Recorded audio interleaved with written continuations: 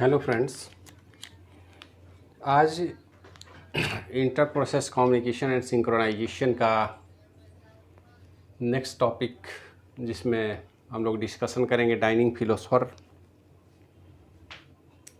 के विषय में। डाइनिंग फिलोसफर प्रॉब्लम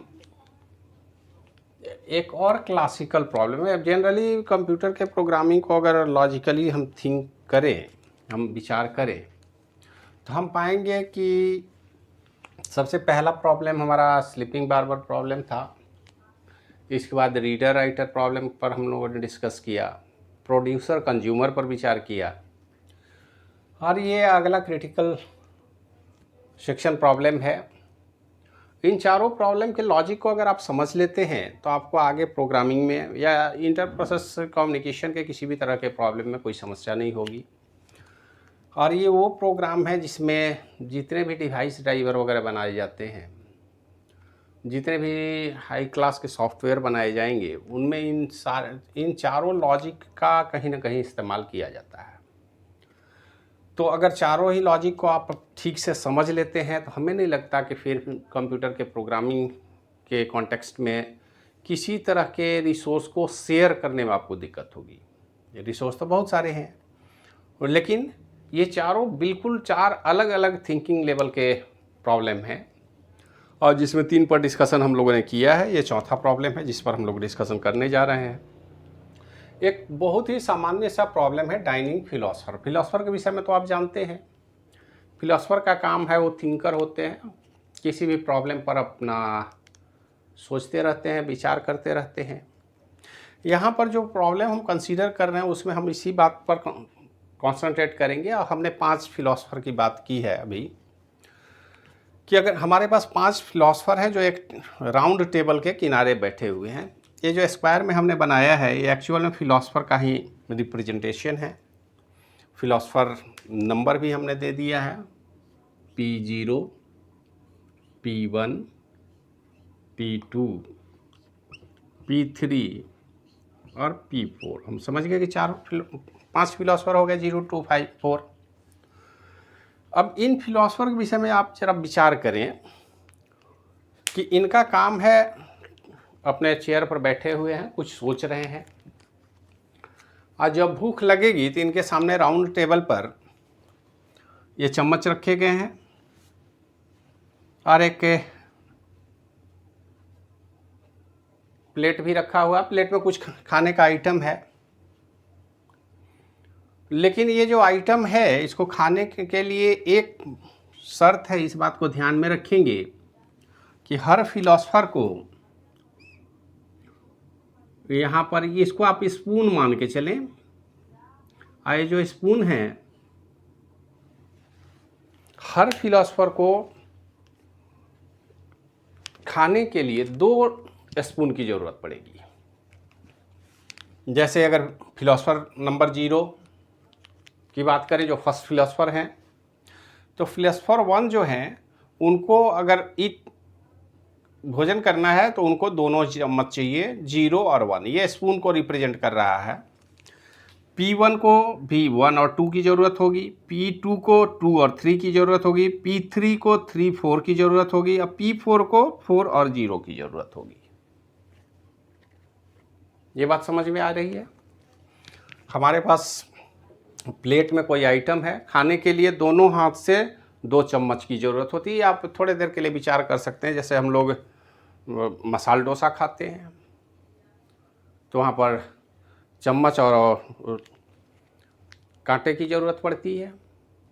ठीक वही कॉन्सेप्ट है कि यहाँ पर 2 आइटम है और दोनों के सहयोग से आप खाएंगे, एक की से काम नहीं चलेगा आपका।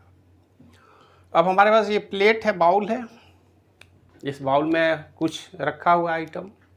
जब भी खाना होगा तो हमको इन दोनों स्पून की ज़रूरत होगी। तो सामान्य सा प्रॉब्लम लगता है, कोई मुश्किल काम तो है नहीं। 5 लोग बैठे हुए हैं, राउंड टेबल पर एक प्लेट रखा हुआ, उसमें से हमको जब भूख लगेगी तो हमें खाना है, और नहीं तो बाकी हम रेस्ट करेंगे, थिंकिंग करते रहेंगे, सोचते रहेंगे। जब भूख लगी तो दोनों चम्मच उठाए, खा लिए।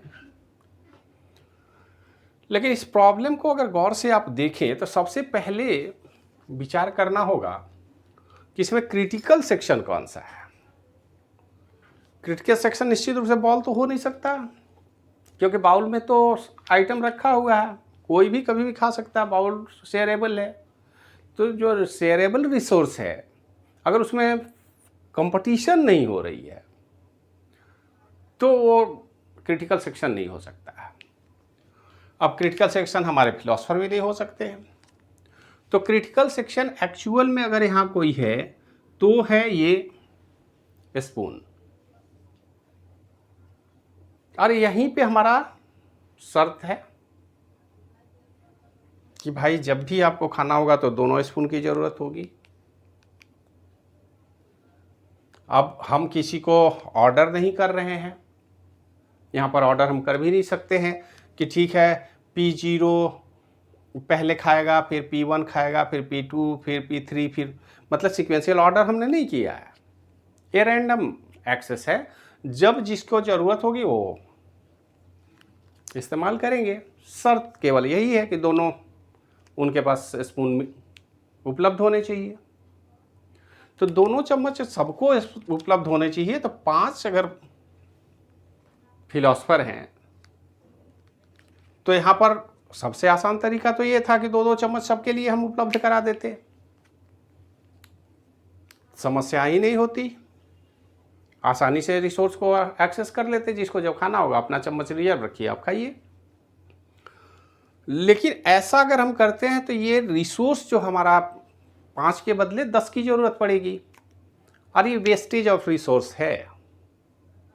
हमको कोई भी प्रॉब्लम अगर सोल्व करना है तो हम ऑप्टिमम लेवल के सॉल्यूशन की बात करते हैं। हम इस तरह के प्रॉब्लम की बात नहीं करते हैं कि अगर 5 लोग हैं तो 10 स्पून रख दीजिए, अपना काम करते रहेंगे, फिर तो कंपटीशन ही नहीं होगी, फिर तो क्रिटिकल सेक्शन की बात ही नहीं है। लेकिन इस 5 रिसोर्स का खर्च आपका बढ़ने वाला है, तो इस सॉल्यूशन को ऑप्टिमल सॉल्यूशन तो हम नहीं कहेंगे। अब ऑप्टिमल सॉल्यूशन निकालने के लिए हमने 5 लोगों को 5 ही दिया है। हम ये मान के चल रहे हैं कि 5 एक साथ नहीं खाएंगे, तो बारी बारी से ऑर्डर कर लें। लेकिन अब क्या क्या कंडीशन हो सकता है, इसी पर हमको विचार करना है। अगर हम इस तरह से बात करें, मान लेते हैं हमारे पास जो प्रोसेस है, इस प्रोसेस को एक टेबुलर स्ट्रक्चर हम बना दें, P1, P2, P3 and P4। ये 5 प्रोसेसर हैं और 2 स्पून चाहिए। जरा सा देखें हम कि कौन कौन सा स्पून किसको चाहिए। P0 को ईटिंग ऑपरेशन के लिए 0 और 1 की ज़रूरत होगी। P1 की बात करें तो इनको 1 और 2 की ज़रूरत होगी। P2 की बात करें तो 2 और 3 की ज़रूरत होगी। P3 की बात करें तो उनको 3 और 4 की ज़रूरत होगी। अब P4 की बात करें तो 0 और 4 की बात होगी, या फिर 4 और 0 आप लिख लें, कोई दिक्कत नहीं है। यह राउंड चेयर है। अब ये जो स्पून है 0, 1, 2, 3, 4, इन्हीं को हम सेमाफर मान रहे हैं। ये हमारे सेमाफर होंगे।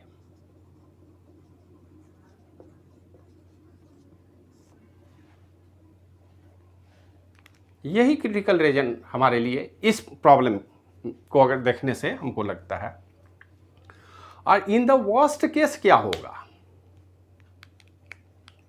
सामान्य स्थिति में यदि हम ऐसा करें कि P1 ईट ऑपरेशन परफॉर्म कर रहा है, खा रहा है,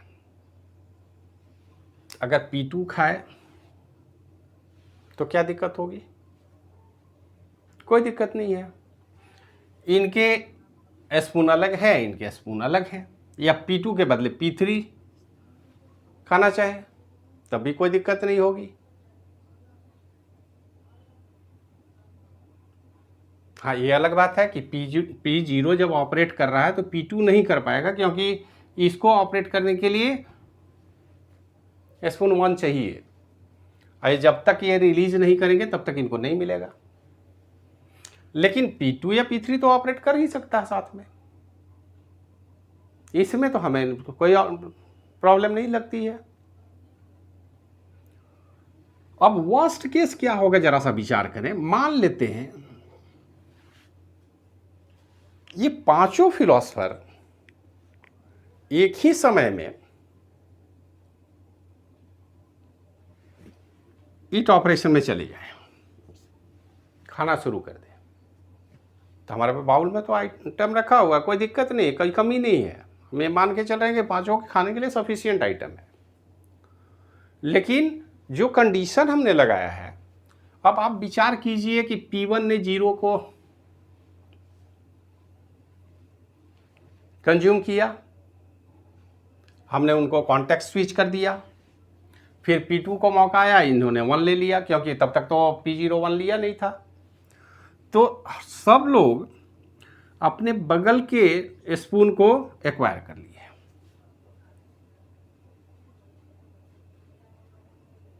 तब क्या होगा? अब आप आसानी से सोच सकते हैं कि ये कंडीशन डेडलॉक का है।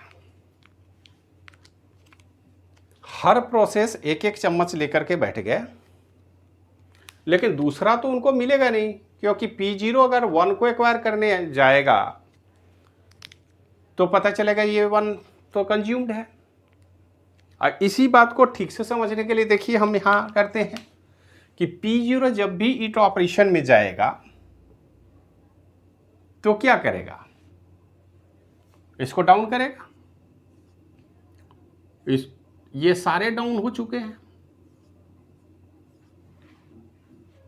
अब आप सोचिए कि ये चारों अगर एक एक स्पून लेकर के सेमाफोर को डाउन कर दिए हैं, तो P0 नेक्स्ट टर्न में वो जा करके P1 का डिमांड करे, 1 को डिमांड करेगा, तो 1 तो ऑलरेडी 0 है। वो जब तक अप नहीं होगा तब तक इनको मिलेगा नहीं। तो ये सारे फिलोसफर जो हैं ये स्टारवेशन में जाने वाले हैं। बाउल में तो फूड आइटम है, लेकिन किसी को खाना नसीब नहीं होगा, क्योंकि अब इनको दूसरा जो स्पून है वो मिलने नहीं जा रहा। और यहाँ पर हम उस कंडीशन को अप्लाई नहीं करेंगे कि भाई अब आप एक्वायर किए हैं तो छोड़ दीजिए। छोड़ेंगे क्यों? हम तो दूसरे का वेट कर रहे हैं। दूसरा फ्री होगा तो हम ले लेंगे, लेकिन दूसरा तो फ्री ही नहीं होगा। तो हर 1 to 4 स्पून तो कंज्यूम हो गए, लेकिन ऑपरेशन परफॉर्म अब नहीं होगा। ये स्टारवेशन का कंडीशन हो गया। अब हम कोई भी ये प्रोसेस आगे बढ़ेगा ही नहीं। तो इसी का सॉल्यूशन ढूंढने की कोशिश करेंगे सॉफ्टवेयर पॉइंट ऑफ व्यू से कि आखिर ऐसा क्या किया जाए कि हम इस तरह की स्थिति में ना फंसें, प्रोग्राम को हम इजीली एग्जीक्यूट कर पाएँ। अब मिनिमम रिसोर्स में प्रोग्राम रन करना चाहिए। तो देखिए हम क्या करते हैं, इस प्रॉब्लम का एकदम सिंपल सा सॉल्यूशन है कि सबसे लास्ट जो हमारा प्रोसेस है उसको अगर हम ऑर्डर चेंज कर दें, अब क्या होगा? प्रोसेस 1 ने इसको एक्वायर किया, प्रोसेस 0 ने इसको किया, 1 किया, 2 किया, 3 किया। प्रोसेस 4 जब उसी टाइम में आएगा तो हमने क्या व्यवस्था किया है कि इनके ऑर्डर को हमने चेंज कर दिया। ये सारे अपने लेफ्ट वाले स्पून को पहले उठा रहे हैं, ये लेफ्ट में मूव कर रहा है, ये भी लेफ्ट में मूव कर रहा है, ये भी लेफ्ट पहले उठाएगा। ऑर्डर की बात हम कर रहे हैं।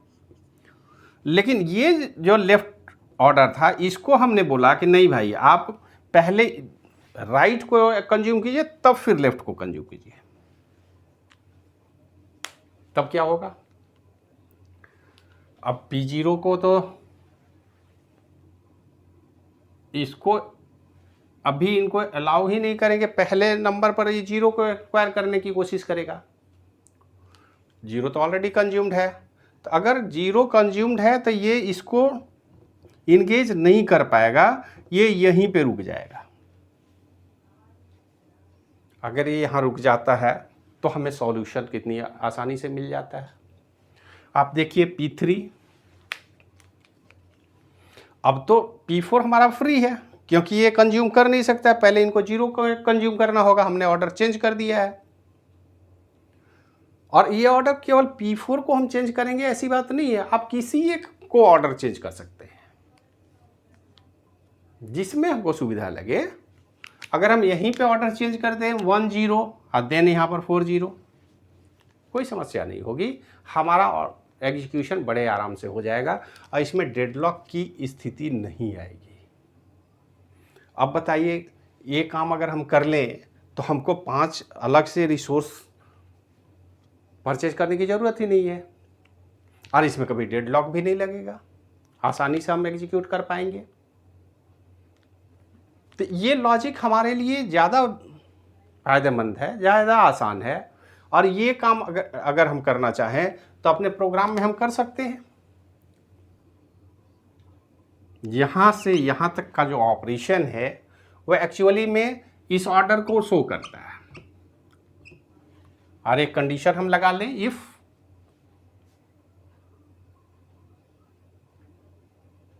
सेमाफोर, अब ये 4 के लिए अगर मान लेते हैं हमारे पास n ऑपरेशन,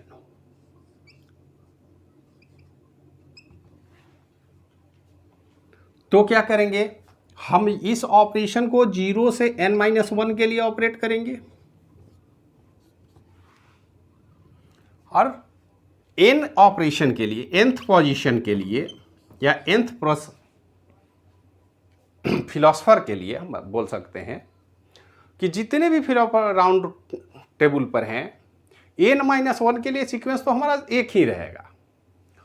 सबसे लास्ट के लिए कर लीजिए, फर्स्ट किसी एक के लिए आप केवल ऑर्डर ऑफ एग्जीक्यूशन बदल दें तो हमारा काम आसान हो सकता है। तो यहाँ ऑपरेट करेंगे 0 to n-1 के लिए और n के लिए हम अलग से बना लें फंक्शन। अब देखिए कैसे करेंगे इस ऑपरेशन को, जरा सा देख लीजिए इस फंक्शन को। Philosopher wide while true thinking में तो कोई दिक्कत नहीं, उनका पर्सनल काम है, वो अपना थिंक करते रहेंगे। समस्या हमारा जो क्रिटिकल सेक्शन है वो ईट ऑपरेशन में आने वाला है। तो ईट ऑपरेशन से पहले हमने देखिए क्या किया, हम वेट कर रहे हैं, वेट का मतलब -1, और वेट करेंगे तो सबसे पहले चॉपस्टिक आई की बात हम कर रहे हैं। मान लेते हैं इनिशियल में तो आई 0 होगा, उसको पहले वेट किए, मतलब 0 को वेट किए तो क्या हो जाएगा, 1 से 0 हो गया। फिर हम उसके बाद क्या करें, वेट चॉपस्टिक i+1, आप परसेंट यहाँ पर s की जरूरत नहीं है, यहाँ n कर देंगे। अगर n सॉल्यूशन के लिए हम बना रहे हैं तो जब यहाँ अगर हम समझाने के लिए जो 5 का बनाए हैं तो आप यहाँ 5 कर दे, कोई दिक्कत नहीं है। मतलब ये जो यहाँ पर हम 5 लिख रहे हैं ये एक्चुअल में इंडिकेट कर रहा है नंबर ऑफ सेमाफोर, जितने भी नंबर हो अप टू n है तो n करेंगे। तो स्वाभाविक है कि 4th के लिए क्या होगा, तो 4 + 1 5, मोड 5 0। तो यहाँ पर हम एक्चुअल में क्या कर रहे हैं, सबसे पहले 0 को, उसके बाद 1 को। ये प्रोसेस 1 को जरा देख लीजिए, 0 और 1 को डाउन करने का मतलब अब हम उसको पिक कर रहे हैं, अब दूसरा कोई पिक नहीं कर सकता। उसके बाद ईटिंग स्टेट में आ जाएंगे क्रिटिकल सेक्शन में। क्रिटिकल सेक्शन एक्चुअल में क्रिटिकल सेक्शन ईटिंग नहीं है, क्रिटिकल सेक्शन तो हमारा स्पून को एक्वायर करना ही है, यही हमारा क्रिटिकल सेक्शन। इनको जब हमने एक्वायर कर लिया दोनों को तो आसानी से ईट कर पाएंगे। आज जब हमारा पेट भर गया, खाना खा लिए, तो हम क्या करते हैं, सिग्नल फिर कर रहे हैं, फिर दोनों को जिस ऑर्डर में हमने लिया था उसी ऑर्डर में रख दिए, पहले लेफ्ट फिर राइट या पहले राइट फिर लेफ्ट। और इस स्थिति में प्रोसेस 0, 1, 2, 3 को हम एग्जीक्यूट करेंगे। अब प्रोसेस 4 के केस में यही स्टेटमेंट यही होगा। देखिए इसमें बदलाव हम क्या करेंगे, यहां पर पहला जो वेट स्टेटमेंट होगा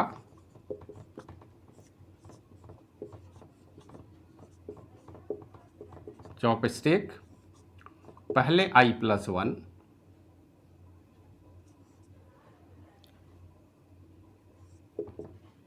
और उसके बाद वेट करेंगे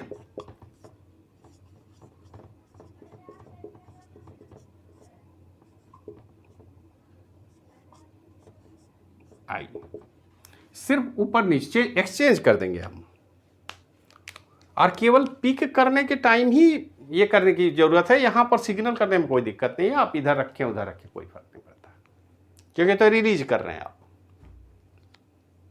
आप चाहें तो जिस ऑर्डर में पिक किए हैं उसी ऑर्डर में रिलीज कीजिए, या फिर प्रीवियस ऑर्डर में भी रिलीज कर सकते हैं।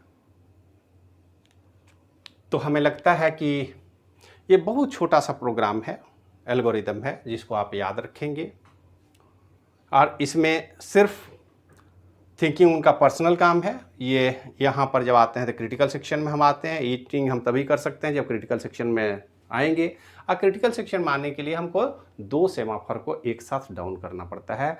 दोनों सेमाफर अगर परमिट करेंगे तभी हम ईटिंग सेक्शन में आ सकते हैं। और हम इस तरह से अगर प्रोग्राम बना देते हैं सिंपल 0 to n के लिए, तो कहीं ना कहीं हम ऐसा नहीं कहते कि हर बार वो डेडलॉक में चला जाएगा, वो कभी न कभी डेडलॉक में चला जाएगा। और डेडलॉक का मतलब हो गया इनफाइनाइट वेट। कई बार हमारे प्रोग्राम में हमने महसूस किया है कि कंप्यूटर पर कोई काम कर रहे थे, मशीन हैंग कर गया, कोई भी ऑपरेशन परफॉर्म नहीं हो रहा। तो कई बार तो टास्क मैनेजर में जाकर उस प्रोग्राम को ही हम एंड करते हैं, टर्मिनेट करते हैं मैनुअल। और कई बार तो ऐसी स्थिति आती है कि हमको मशीन को ही रीबूट करना पड़ता है। तो ये स्थिति वही डेडलॉक वाली स्थिति है। तो डेडलॉक में हमारा मशीन नहीं जाना चाहिए ऑपरेशन में, इस बात का हम विशेष ख्याल रखेंगे। जब तक हम इस बात का ध्यान नहीं रखेंगे तब तक इस प्रॉब्लम को हम समझ नहीं लेते हैं, जब तक हम इसके ऑपरेशन को प्रॉपर थिंकिंग नहीं करते हैं। हमें थिंक करना है कि हम किस ऑर्डर में एग्जीक्यूट करें कि हमको ऑप्टिमम रिजल्ट मिले, हमारे मशीन में किसी तरह का डेडलॉक नहीं हो, और इफ सफिशिएंटली हमारा प्रोग्राम एग्जीक्यूट होता रहे फॉरएवर। तो ये एक विशेष क्लासिकल प्रॉब्लम है जो ऑपरेटिंग सिस्टम में आपको पढ़ने होंगे, और यही 4 क्लासिकल प्रॉब्लम है जिस पर विशेष रूप से हम ध्यान रखते हैं। और सबसे सिंपल प्रॉब्लम तो मॉनिटर का है, उस पर भी कभी देखेंगे, तो आगे नहीं होगा तो एक वीडियो हम लोग बनाएंगे। अदरवाइज मॉनिटर तो एक क्लास है जिसको बारी बारी से हम एक्सेस करेंगे, उसको एक साथ एक बार में 2 प्रोसेस एक्सेस नहीं करेंगे, उस पर भी विचार किया जा सकता है।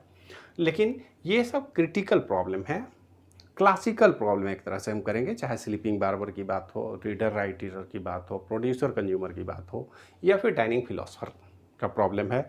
इनको आप विशेष रूप से ध्यान देंगे और इनको याद रखने की कोशिश करेंगे, क्योंकि एग्जामिनेशन में किसी न किसी रूप में आपको इन चारों में से कोई न कोई एक क्लासिकल प्रॉब्लम का डिटेल डिस्कशन, कॉन्सेप्ट और उनके एल्गोरिदम को लिखने के लिए आता है।